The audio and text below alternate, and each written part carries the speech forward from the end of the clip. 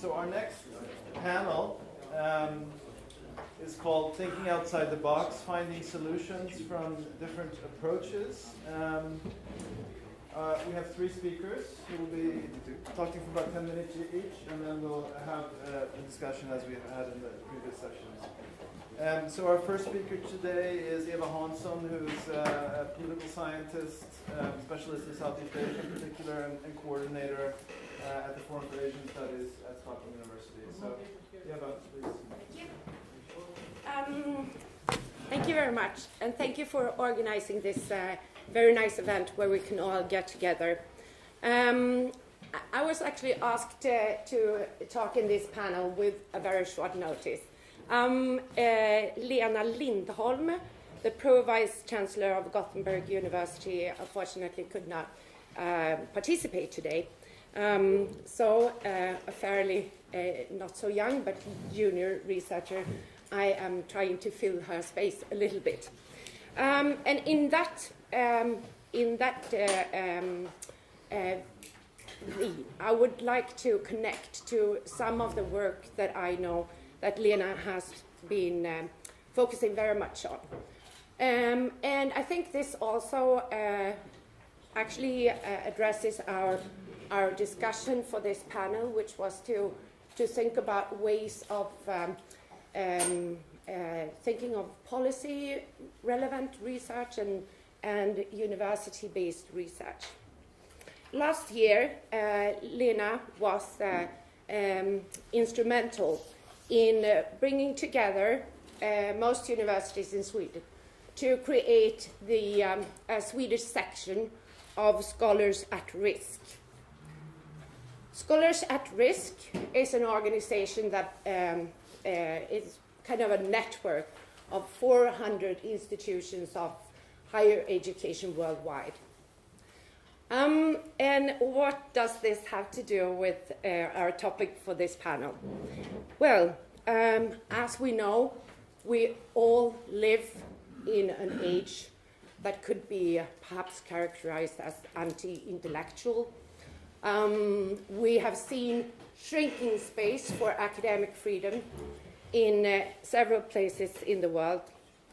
I would love to get back also to what Linus talked about before, that our understandings, our taxonomies, our concepts and theories and so on are often very limited when we try to study what is happening or events in the Asian context, as most of our theories and tools for studying this context are also developed from empirical reality or based on Western experiences mainly. At least in Southeast Asia, we have seen a severely backlash both of democracy, and also as a consequence of this, we have also seen a contraction of the possibilities for doing research in universities in several of the countries in the Southeast Asian context. And this also draws me back to the why Sweden question, where we have actually a comparative advantage here in Sweden. We still have a fairly open, a fairly free society, but also with our own challenges, also in research and education. But at least we are fairly protected by legal instruments in our freedom to do research and teach. This is a comparative advantage for us, which we can use actually and in collaboration with our Asian colleagues. And I think this is a very important point. When we discuss collaboration between research milieus and between universities, we often, from a Swedish perspective, think of it as equal, as a kind of equal relationship. The problem is that we also need to take into account that this relationship cannot be equal when research is not allowed. But we are not immune in Sweden either. And I think that we have heard a lot about the production and the circulation of knowledge, but not so much about the conditions for this production. The fact is that very recently, an investigation of Swedish universities showed that as much as 1/3 of all scholars and researchers and teachers in Swedish universities are on temporary contracts. Contracts that are extended with 6 months at a time. And this creates an atmosphere that disincentivizes students and doctoral candidates and so on to focus on what is seen perhaps as a narrow field, as focusing on some Asian part of the world or something like this. So I think this is really, really detrimental to our possibilities to create a good milieu for Asian studies. And this is also in several ways connected to how we could think of the difference between policy institutes such as ISDP that Niklas is heading and the universities. The universities have a very particular role in society. The universities must be able to provide free space for the creation of knowledge. Otherwise, we lose our reason for being. And that is very different from more instrumental research. We also have this important task to also convey this knowledge to students. And so I think that we must think of the broader frame when we think of differences between more policy-relevant research and what is occurring in the universities, which are more of democratic, important for our democratic society, as this creation of knowledge actually reflects who we are, how we think about the world we are living in. It's not just a search for true facts, although we really want such a discussion nowadays, but it's also a reflection of who we are, and we are created through this kind of processes. Therefore, it can never be decided beforehand what fields are more relevant, perhaps, than others, and so on. Yeah.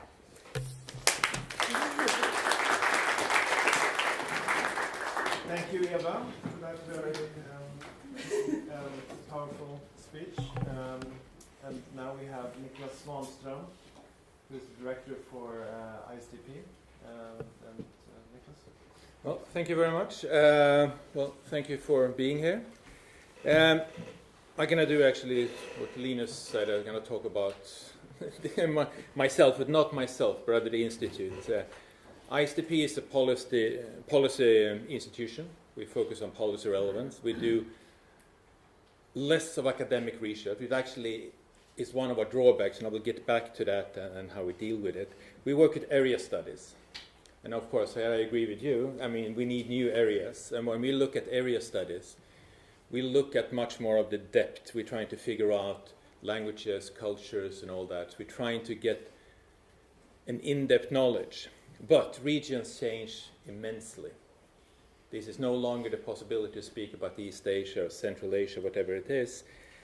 And of course, ISDP is a small organization. We're only 20, roughly, people is doing in Asia. So we're a very small organization where roughly half of the staff is actually not even in Sweden. It's a local offices in China, in the United States, Turkey, Myanmar. And we need that local sort of connection. And this is where we work. We work with networks. We're focusing maybe to a large extent on the networks locally. Unfortunately, we might not have been as good as building networks in Sweden, but that's also one of the challenges. I think what is a huge difference here between ISDP and many other organizations, which is a strength and a drawback, is that we normally react to our customers' requests within hours, or maybe within 24 hours or 2 days. So we don't have that, and like Marina said, slow research, the one that has to cook. And this is actually something we're trying to do now, trying to attach more and more researcher to us. And this is actually when Stein sort of said that he was looking at different options to put his research, he put it at the university. Well, we did the opposite. We looked at the same possibilities when we moved from Uppsala to Stockholm, and we decided we have to become more independent, more flexible, lower overhead cost and all that. But we have a huge lack of security. We talked about the social security and all that. Well, we had two decisions. Either we go for that or we embrace it. And we decided to embrace the insecurity. We're 100% project financed almost. We're 100% project financed. 70% of our funding is non-Swedish. Only 30% is Swedish. And it's sort of decreasing because we get more and more external funding. The Asian states are actually the fastest growing sponsors. And our funding is primarily governments and international organizations, and companies to a certain extent. We have a few research grants. Actually, this is one of them. This conference is one of the few research grants we get from an academic entity. But we have that speed, we have that ability to act very quickly. The drawbacks, of course, is when you lack an academic affiliation, you have problems getting funding from academic institutions. And this is something we struggle with, and that also creates that sort of insecurity we looked at. We don't have 2 years contracts, we don't have 3 years contracts. We normally have a few months or maybe up to a year. But that's fine. So what we do is we focus more on part-time. We have a small core of full-time employees, and then we have the bulk of our staff is part-time employees, where we reach out and bring in reports. If we get a request, we bring that in. Again, this is a good one. It is a flexibility. It shows all of that, but it also creates a lot of insecurity. So in a perfect world, of course, we would like to change that, but that's not the thing. Even our office in Myanmar is consisting on consultants. That's actually a legal issue in Myanmar, more or less, but we're not allowed to have them as employees in Stockholm because the Myanmar government doesn't deal with that. But we work to that network. But the problem, of course, is we don't have that slow cooking research. We don't have that long-term thing. I mean, for example, we are involved in almost a dozen military conflicts as mediators, facilitators, and all that. The problem we have is that there's absolutely no time to sit down and reflect, which an academic institution had the possibility to do. We do what we do, we drop it, we move on to the next issue. That is a huge drawback, and that's where I think where the university's strength is. That's the slow cooking research, the long-term thinking, which we don't have the luxury of doing. So the basic research is a tremendous challenge for us. And another challenge is recruitment. And I think that was a huge problem when we sort of left the university environment. We recruit basically our junior researchers, our interns, through the intern pool, because we don't have that student population to recruit from. And that creates a challenge. It's a much bigger challenge than we actually thought it would be initially. and how to bring in new staff all the time, and especially maybe a bit more flexible recruitment. But since you are very few people, we rely on these networks. And here I think it's a huge possibility for us to extend that. I mean, most of our consultants are today non-Swedish. The bulk, actually, there's only a few people here that we've been contracting. But we would, of course, like to build that, being a part of building that knowledge base in Stockholm, because I think that's been mentioned before, once you create that sort of environment, you do create more funding. And I think what was actually very sad was when the Stockholm Center at CPRI disappeared. I think that was a huge drawback for China research, because the competition between the different institutions in Stockholm actually raised Stockholm's profile, and we actually had something very, very positive. So when Bates Gill actually left Stockholm, I think that was a huge drawback for China research. And that's sort of what we need. We need collaboration, but we also need that competition and to bring out that in it. But so for us, this is the challenge we're looking at. And I see it's, of course, the financing part, but that is manageable. But it's more staffing, it's more how to construct it. And all the challenges we have is, as was, I think was Stein was pointing out, the challenge that he faced, we faced more or less exactly the same, but we looked at it. But it doesn't matter really how you turn it, you're going to have the drawbacks anyway. But from our perspective, I think that collaboration would be absolutely essential for us. And that also enables us to bring in Swedish scholars to a large extent. I'm actually even longer than you. But so for us, this is sort of an invitation. And this is where we want to use this LinkedIn group to start posting project proposals, work-related issues, and where we can sort of approach scholars around Sweden to do things. And actually, already today, I'm looking just through the booklet we created on this conference. I already now seen a number of interesting persons of which I didn't know about that we can be definitely bring in and work on it. Not least Lund, actually, when we had the same with media problems and all that. This is something I had no clue about, which suddenly becomes extremely relevant, because this is how we work, and especially us who is extremely web-based. I think we can learn tremendously, and we don't have the resources to put into that. So I think it's better to use the skills and knowledge that are already out there. So I'll stop there and then open up for questions. Thank you. So our next speaker is Joakim Appelquist, who's director and head of the international division of Vinnova.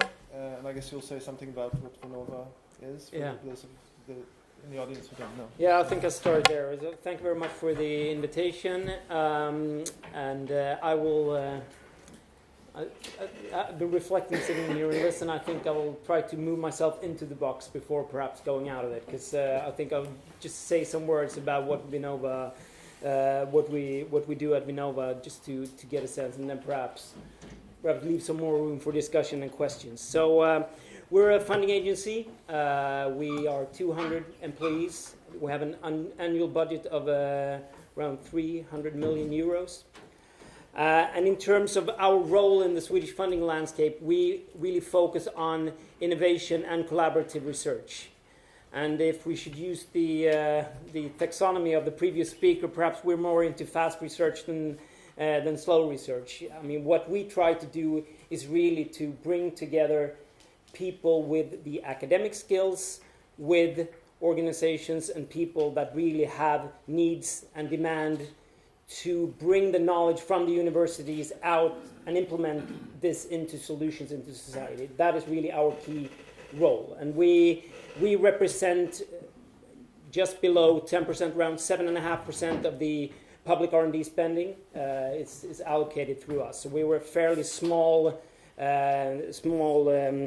agency in terms of the total public spending on R&D in the Swedish case.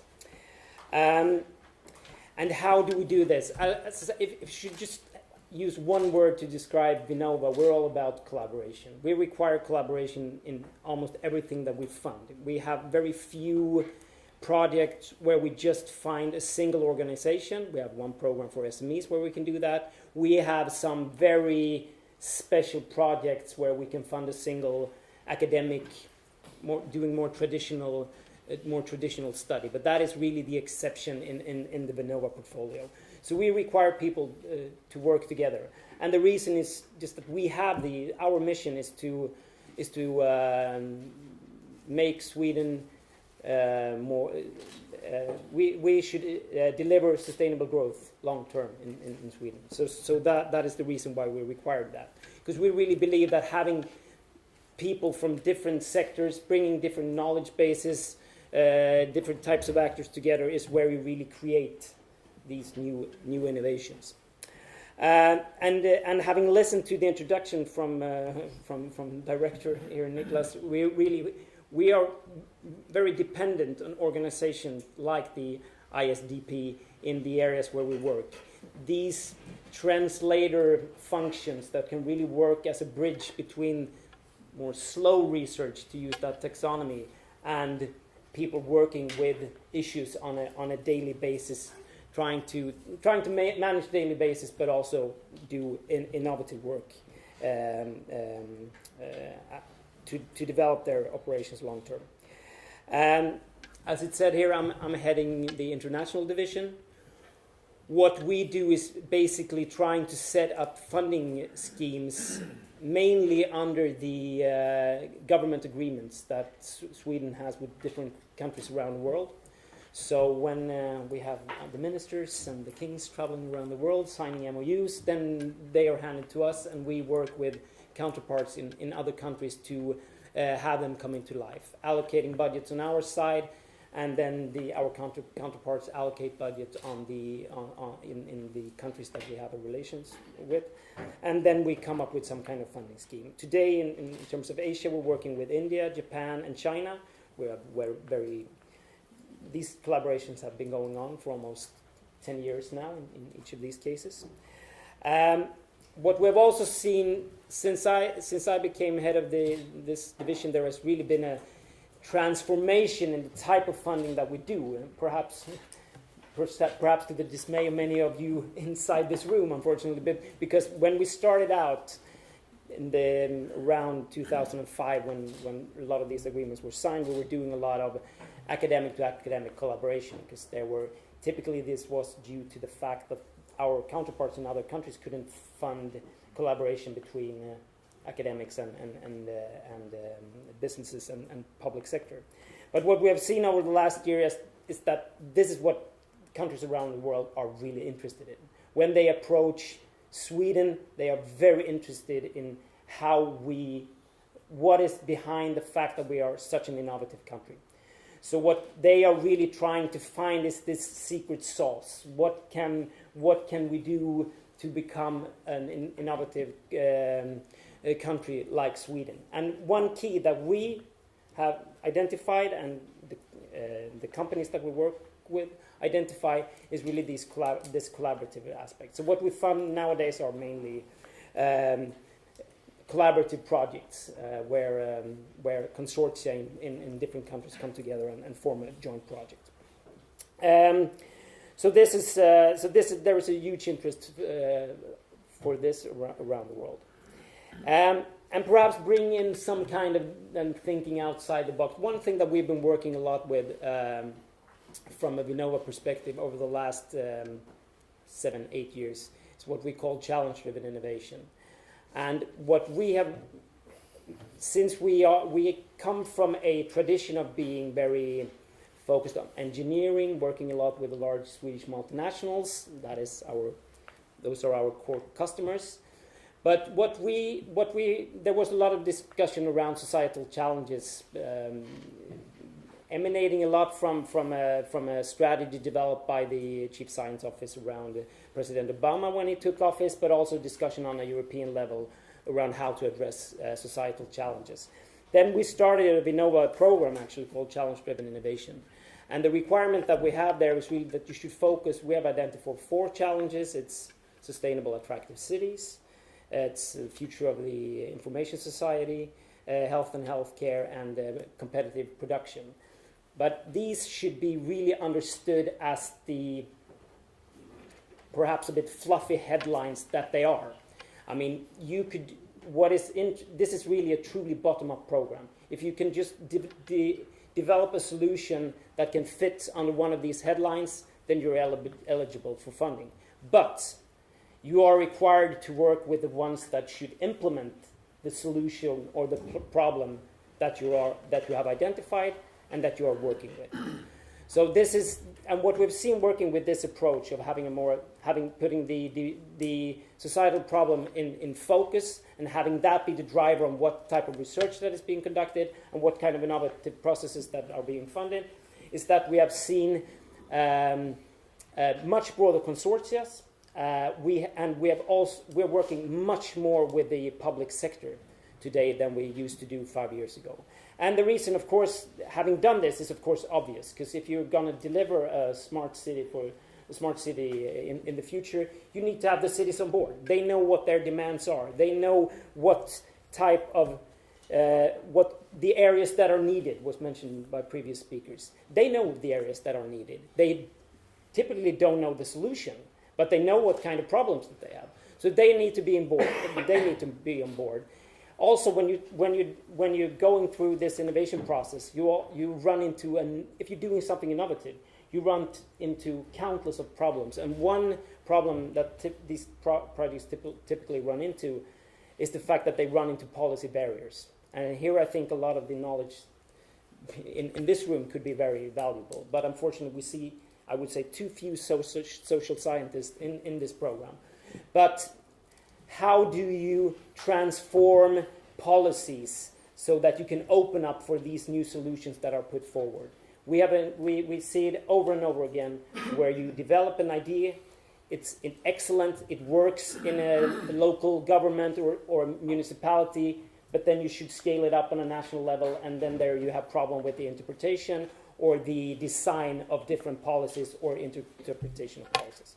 So this is one thing that we've been working a lot with, where me, being a social scientist by training, did my PhD in economic history, I think we should be here. I mean, you have a lot of knowledge of these type of problems. They are wicked problems, but you need to get involved. You need to leave the universities and go out in the municipalities and participate.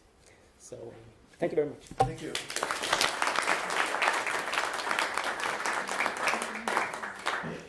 So, 3 very, very different perspectives on the box.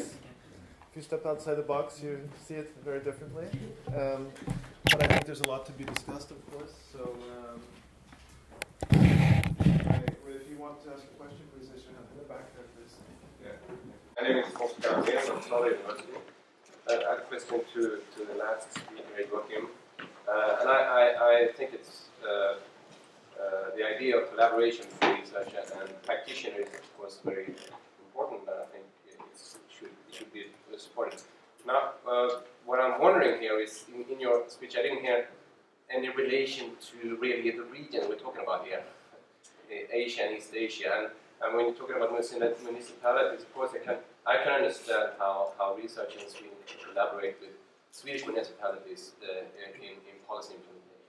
But could you just elaborate a bit your ideas about how this would work in the region? Well, we have. Are there any other hands right now? Should we go ahead with this? Okay, Joakim, go ahead. Sorry. We've done one. We did a program with China back in 2013, where we also intentionally used a very broad label. We label it eco-innovation. And there we actually have a number of examples of companies and Swedish municipalities that have done some development work, taking those, not in a tech transfer way, but taking those experiences and working with similar consortia in China. Also in the case of India, the last call we did there was in the area of health, also very broadly defined, and there we have a number of examples of academics teaming up with hospitals and some medtech companies doing similar things in both areas. So there are examples, and I think what this so far this has really been much to the benefit of the companies, I would say, because they can really bring with them a lot of knowledge from the academic partners that they have been working with in Sweden. So we haven't really looked at it how it has benefited the academics in these. But I would guess in these cases that perhaps it's more beneficial for the companies. But then again, I mean, you can travel, you meet other partners, you're working with academic partners in that country. So I mean, it's you do not build your career in just one project. So I think there are a lot of network effects and things like that. So we have one, two, first. May I add to what you said, Joakim? Yesterday I was actually reading a new paper on Chinese innovation policy by Sylvia, your colleague, Sylvia Swanström, and 3 Chinese academics. And I think that is quite significant because if you look at areas where you can have an impact, we can also lead to more inclination to be transparent in the interest of innovation and efficiency and so forth. This is probably a very interesting possibility, not least in China. It certainly is. I mean, Sylvia, my colleague Schwagsago, she's been often invited into China, and also our Director General has been there on occasion, more talking about the Swedish model of innovation. I mean, that is really, especially the Chinese, they are very interested in that. Unfortunately, it's very, it's hard to pinpoint. Otherwise, I would have sold it a long time ago. But you don't have the recipe to the secret sauce. No, not yet. So Marina. Yeah, I'm really very pleased and happy that Eva brought up this issue about academic freedom, because I think it is really very important this year for us working, collaborating with scholars in Asia, in many countries, Thailand, we've heard, and China, of course. And we actually organized an event in March, a panel on academic freedom, where we had 2 scholars who were living in exile, one from Thailand and one from China. You can find it on the TV because it was recorded, so you can find it. So the issue is here, when we as scholars collaborate, have to think about these ethical issues, the larger ethical issues, and also in partnership, because China is a big country, very important for market, etc., etc. And Thailand and Indonesia and other countries also. So how do we deal with these ethical issues as individual scholars, but also as universities? And what kind of support? I mean, Scholars at Risk is a really great organization. I think most universities in Sweden are part of that. I think so. We shouldn't forget that element also. So we should sort of incorporate that into our discussions about Asia research. Definitely. Want to say something? No, I can only agree. And I think it's really important if we want to have real collaboratory projects, research projects with our Asian partners. But there are also very encouraging things going on as well. Because, and I think this is probably connected to a generational shift. Where, I mean, we know that knowledge has geographies, but we see that in this new generation of researchers, we have other ways of collaborating and so on. So I think there are also encouraging signs. But these ethical questions are very difficult. Niklas, I don't know if you want to comment on the sort of ethical and political issues of collaborating with governments. Well, yeah, this is we collaborate primarily with governments. I mean, we have very few academic institutions, but nevertheless, that creates other issues and other ethical issues, but also, I mean, risk issues, because it's not only academics that are exposed. Even a government official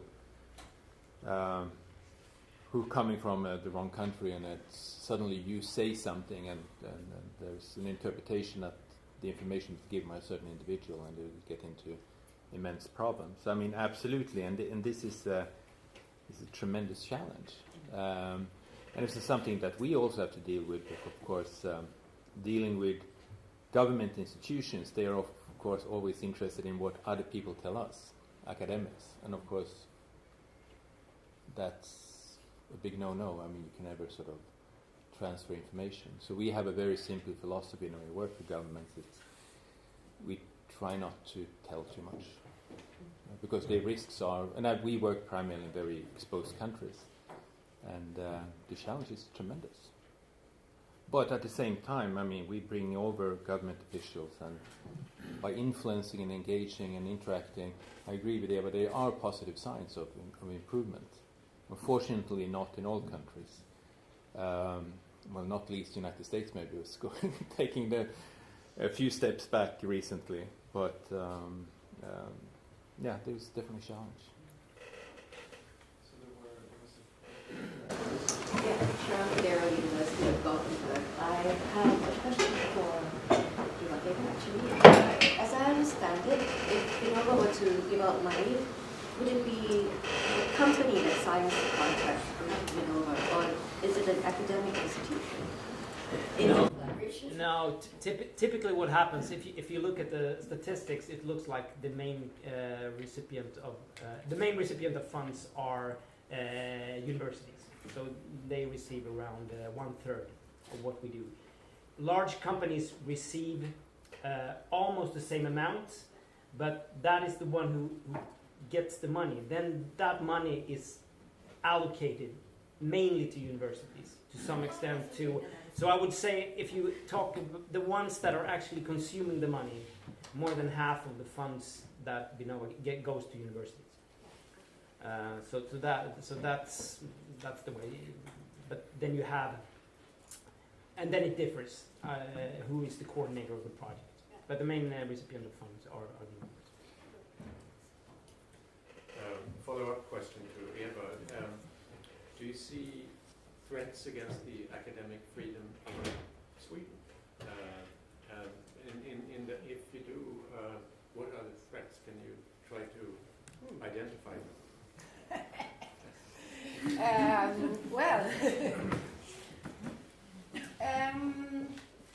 Well, yes and no. I mean, we are very much protected by strong laws in Sweden on academic freedom. But at the same time, we have other influences that actually may not be conducive for reproducing academic freedom. And I think that probably the university reforms, the last couple of university reforms, that have increased managerial autonomy of universities. But that does not automatically translate to individual researcher and collective researchers' autonomy and in teaching and education. So I think we have some challenges that we must think about. And especially I can see also in different disciplines. For example, in my own discipline, things are fashionable and disappear. And for example, in political science, studies of democracy, democratization, and so on used to be a core of this subject. But now we have seen, a move towards an interest in governance, and not so much in democracy anymore. And here we share an interest also with authoritarian regimes and so on, but also interested in effective governance. or efficient governance, but perhaps not so much in democracy, human rights, and so on. And I think when we can't give up and just leave on walkover, you know. I think we need to understand that we need to produce and reproduce this space for academic freedom. And so I think we should always think of it as being challenged. Thank you all three for most interesting talks. Also you, Eva, really interesting. I had many reflections there. But one question now for Niklas, and also to Joakim. As a researcher looking at it long term, I'm much interested in East Asia and policies and history in the 20th century, also in Central Asia. And there is a risk, of course, as you mentioned here with the Policy Institute, is that you're very good at such an institute at understanding what governments that you're working with want, what their ideas, their present policies. But behind that, underneath the surface, there are other things going on that may not then appear to the surface when one are, in a sense, producing reports that that are sort of looking at these immediate trends, so to speak. And I'm also concerned, like you mentioned, Joakim, that you're using in your decisions at Vinnova, you're using much policy from policy institutes, you're using information from them. But do we then really make the right decisions? We were talking earlier on whom are we producing our research for? Who are our readers? And I'm sometimes concerned when I hear politicians, governmental leaders, and also business leaders talking about China and East Asia, and understand that sometimes, or rather often, they do not really understand the trends, the long-term stuff that's going on. And that is a weakness, I think. So, I don't know if you want to comment on that, Niklas. You were already ahead. I'm happy to. Actually, this is why we do area studies. We're trying to get people who actually lived in the countries, who speak the languages, who has that in-depth knowledge. Because the problem is, as soon as you have this fast research and you don't have that background, you're on a very slippery slope. So definitely, and this is also why we're trying to tie up academics to us who do more long-term research, so we can benefit from that.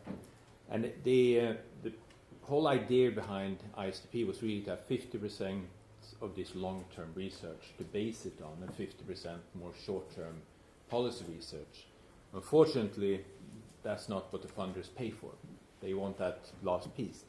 So that's why we've been extremely careful in not moving outside our core areas of expertise. Simply because if we move outside the area of expertise, we wouldn't have that depth. So absolutely, this is a challenge we have. And this is also why we try to use our networks. But this is also another challenge. If you use a network, how can we guarantee they are neutral? How can we guarantee that they are not supporting one way or the other? So these are challenges, absolutely. On the other hand, to have that long-term research and you don't produce it in time, you don't really have anything for the decision makers either. So this is about a balance. And here I think the policy researchers and academic researchers would benefit immensely from collaboration to give proper advice to the decision makers. And but then it's the readers. More than the bulk of what we do, I said 7% of the finance is non-Swedish, but probably 80% of what we do is not visible. We don't produce it, we don't publish it, we don't do anything. It's a weakness. I mean, you sell a product to a buyer, he owns the product. That is a drawback in our part. Could be a good thing, but it can also be a drawback. Well, first, when we make the decision, I mean, then it's more in terms of innovation policy decision on what types of programs that we'll run. And there I think we're working with quite extensive networks. So we try to bring in that, and also when we make our decisions, then we work with external panels. So then and those are mixed with people from academia and public sector and companies. So I think there we try to get the information that we have. But in terms of having these getting out the information from the academic community. And I used to be a program manager for our innovation system research program, which is basically a research program where they do research on how to develop innovation policy. But I remember what one of my colleagues said when I started. He had been in an evaluation seminar with a policymaker, and the policymaker told the researchers, we would love to have your knowledge, but we need to make a decision, and either you bring it now, or and then we use it, or you don't tell us in a way that we understand it, and then we have to make the decision anyway. So I think this is really key, at least working with this innovation policy community quite close, really to boil it down. I don't need reports, but I need the knowledge that the people working that the academics have. And then I much prefer to have a seminar, perhaps once every 6 months. And then I brought the questions to the table. This is what concerns me now. What companies are growing? What companies are declining? Do you see any new areas emerging? Are there any new interesting policy initiatives going on OECD level or something? And then they could bring that to me, and then in a timely fashion. Because I think and this is why I really believe that you need to have these policy forums, these think tanks, these policy organizations, to be this translator. Because I don't think, I mean, the working methods and the timelines and are so different between these different areas. So either you really commit yourself to participate in these discussions and really follow along, and I mean, that's the best. If you have academics joining us in different policy areas, then you get the best information. But if that's not possible, then and I don't think that's for everyone, then you need to have these organizations that can be in the middle. I'm sure with time, can I? Yes, one last follow-up question. Yes, I want to not underestimate also area researchers. Sometimes we can produce in short answers. And so if I may, just one thing on Eva. I thought your talk was most interesting, and I can feel what is happening as a researcher. And I would like to mention, you mentioned 1/3 do not have a permanent position. I do not have a permanent position. It's so much a calling when you are doing this kind of work, and I feel that it's important, so I keep on doing it, even if there might be lucrative places otherwise. But what I would like to mention as a reflection, you said that PhD students and younger students are looking at places where they possibly can get funding or work. And two things that are very big right now that are gender studies and post-colonial studies. And I personally believe that both of them are important. There's been a drawback that we have not looked at this earlier on. But currently, I would say almost all the research is going into those directions. And I know personally a very good MA student that became a PhD student, and very talented. And she decided to go on gender studies.